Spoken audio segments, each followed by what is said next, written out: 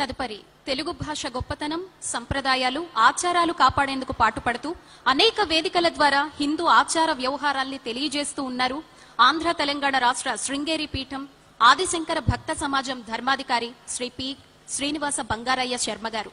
వారి అనుగ్రహ భాషణాన్ని అందించాల్సిందిగా కోరుతున్నాం.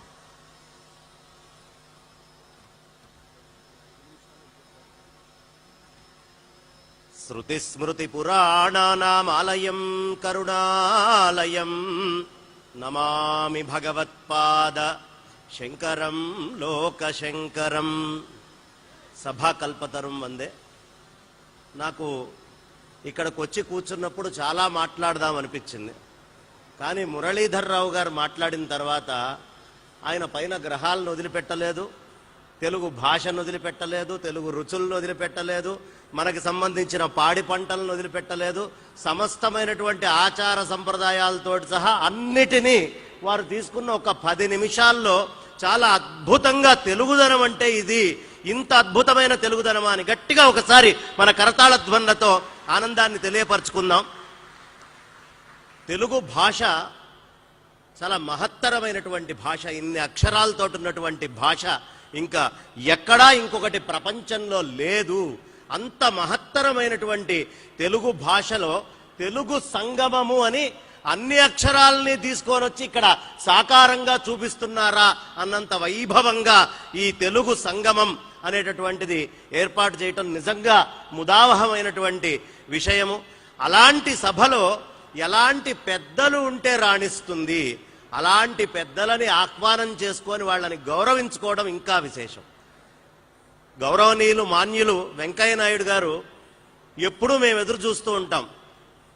ఈ భారతదేశంలో మాట్లాడి ఎదుటి మనిషి యొక్క హృదయాన్ని ఎటు నుంచి ఎటైనా కూడా రసాస్వాదనం చేయగలిగేటువంటి శక్తి ఉన్నటువంటి గొప్పవాళ్ళు ఎవరు అని వేళ్ల మీద ఇట్లా మనం వేసుకుంటే అగ్రగణ్యుల్లో ఉండేవారు వాజ్పేయి గారు, మళ్ళీ అంతటి వారు మా వెంకయ్య నాయుడు గారు.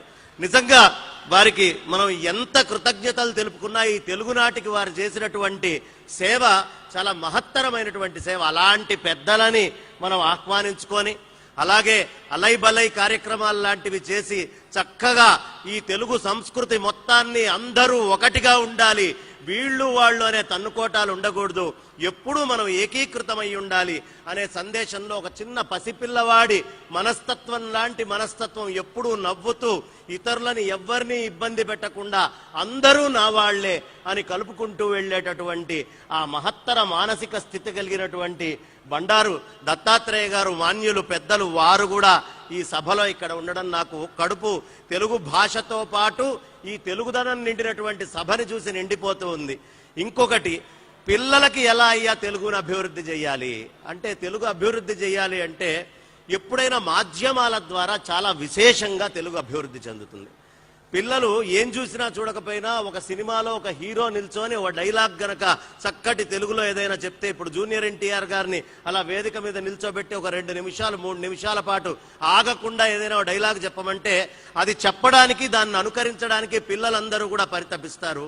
కానీ అలా చెప్పేటట్టుగా అనేకమైనటువంటి సినిమాలని తీస్తూ ఎప్పటికప్పుడు తెలుగులో ఉండే చక్కటి పదాలు, జానపదం నుంచి చక్కగా గ్రాంధికము అన్నీ కూడా కలబోసినట్టుగా అట్లా కలగలిపి చక్కటి ఏర్పాటు చేసి సినిమాలు తీసేటటువంటి మంచి కళాహృదయులైనటువంటి రాఘవేంద్రరావు గారు ఈ సభలో ఉండడం, అది కాకుండా అన్నమయ్య గారు అనంగానే మనకి ఇవాళ రోజున అన్నమయ్య గారితో పాటు 2 గుర్తొస్తారు. ఒకటి రాఘవేంద్రరావు గారు గుర్తొస్తారు, 2 మా శోభారాజు గారు గుర్తొస్తారు.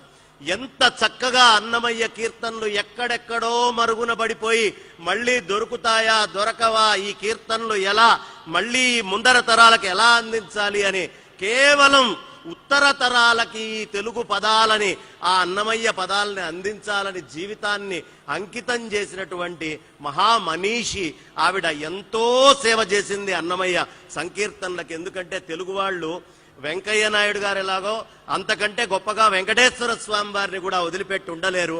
ఆ వెంకటేశ్వర స్వామిని అచ్చ తెలుగులో కొలిచినటువంటి ఆ అద్భుతమైనటువంటి ఆ అన్నమయ్యని కూడా ఒక్కసారి అందరి హృదయాల్లో నింపారు. ఈ వేదిక మీద ఉన్నటువంటి పెద్దలందరికీ, అలాగే కింద ఇప్పుడు గనక నేను పేర్లు తీసుకుంటే ఉన్న 5 నిమిషాల సమయం మా గంగాధర శాస్త్రి గారు లాంటి వాళ్ళని, నిత్యము వార్తలు చదువుతూ సాంబశివరావు గారు లాంటి వారిని, జేడి లక్ష్మీనారాయణ గారిని, ఇలా ప్రముఖులు పెద్దలు అనేక మంది వాళ్ళు ఆగకుండా తెలుగు భాషకి ఉన్న ప్రతి ఒక్కళ్ళు సేవ చేసేవాళ్లే.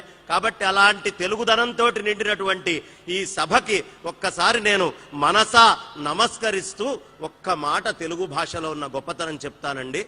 భావ వ్యక్తీకరణ చెయ్యాలి అంటే ఒక్క అక్షరం కూడా మార్చకుండా భావ వ్యక్తీకరణ చేయగలిగేటటువంటి చాలా గొప్ప భాష మన తెలుగు భాష.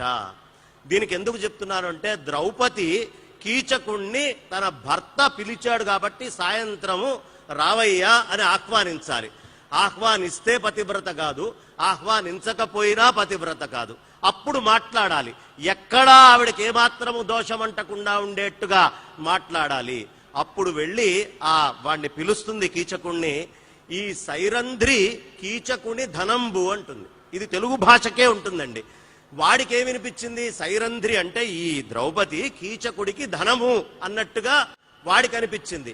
కానీ తెలుగు భాష గొప్పతనం ఏమిటి? ఈ సైరంధ్రి కీచకు నిధనంబు, వాడి పాలిట మృత్యువు చావు. ఈ శబ్దాన్ని తెలుగులో రాయాలి అంటే తెలుగు భాష ఎంత చక్కగా అది తెలియపరుస్తుందో అక్కడే చెప్తుంది ఆ తల్లి. నీ కోరిక తీరును, నా కోరిక తీరుతుందయ్యా, నీ కామ రణాశయము నెరవేరును అంటుంది. నా కోరిక తీరుతుంది, నీ కామము, నువ్వు నాతోటి ఏదో బాగా నన్ను రావాలి రావాలి అని కోరుకుంటున్నావు కదా, నీ కామ రణ ఆశయము నెరవేరును అంటుంది. కానీ అసలర్థం ఏమిటి? నా కోరిక తీరును, నీకా మరణాశయము నెరవేరును. ఇది తెలుగు భాష గొప్పతనం. ఒక్క అక్షరము కూడా అటు ఇటు మార్చకుండా అద్భుతంగా మనం ఏం చెప్పాలనుకున్నా చెప్పగలిగేటటువంటి ఈ మహత్తరమైనటువంటి భాష, ఇంత గొప్ప భాషలో జన్మించినందుకు, ఇలాంటి సంక్రాంతి వేడుకలకి ఆహ్వానించినందుకు వచ్చిన పెద్దలందరికీ నమస్కరిస్తూ, ఉన్న వేదిక మీద పెద్దలందరికీ నమస్కరిస్తూ, ఈ అవకాశాన్ని ఇచ్చినటువంటి మురళీధరరావు గారు పెద్దలకు కూడా నమస్కరిస్తూ నా వాణికి విరామాన్ని ఇస్తున్నాను. స్వస్తి.